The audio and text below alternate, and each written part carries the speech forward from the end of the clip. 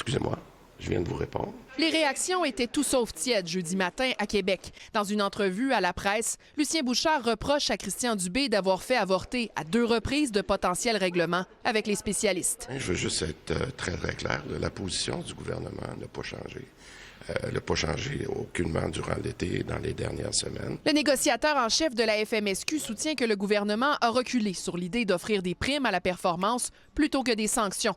Lucien Bouchard affirme dans l'article que Québec a même évoqué la création d'un fonds de 150 millions de dollars à verser en primes pour les médecins qui atteindraient les cibles, de l'argent neuf qui sortirait du Trésor. Qu'est-ce que vous lui répondez? Écoutez, la FMSQ peut faire les communications qu'elle souhaite faire. Moi, je rappelle que c'est un dossier qui est judiciarisé. Alors, personnellement, je ne vais pas commenter sur ça. Ça a toujours été la responsabilité du Trésor de négocier. J'ai absolument confiance.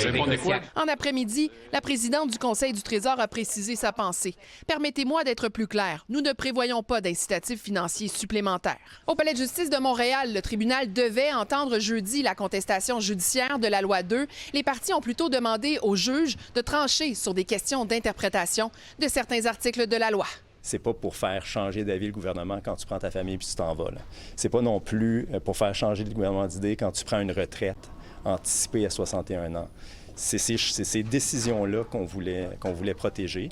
La position du procureur général du Québec protège ces décisions-là. Et donc, si le juge est d'avis que cette loi-là peut être interprétée de cette façon-là, nous, on est satisfaits. Ce qui n'empêchera pas d'autres contestations de la loi 2. Mais c'est évident que la Fédération des médecins spécialistes du Québec va contester, elle l'a annoncé, elle va contester l'ensemble des dispositions de la loi 2 qui briment le droit à la négociation collective des médecins spécialistes du Québec. François Legault l'a répété à plus d'une reprise, il ne reculera pas sur la modification du mode de rémunération. Élisabeth Laplante, TVA Nouvelles, Montréal.